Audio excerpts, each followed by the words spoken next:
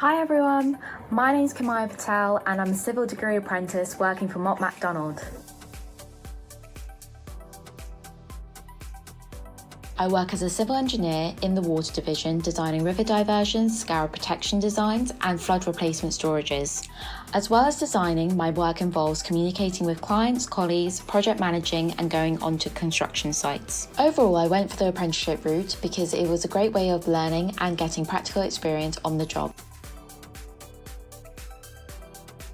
I enjoy so many things about my apprenticeship, one of which is learning from the best technical experts in the industry. Their knowledge is really invaluable.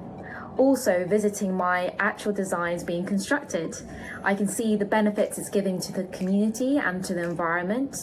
As well, I see how my designs are not just serving the environment, but also protecting it for the long-term future. So, future degree apprentices, I have some advice for you. Firstly, never stop asking questions, be inquisitive and seek all the knowledge you can get. Secondly, be organised. You're going to have to balance university or college, work and also have a personal life. But with proper time management and allocation for when to do work, you'll be absolutely fine. Secondly, be ahead of the curve, embrace new technologies and innovative techniques because civil engineering is always being progressive.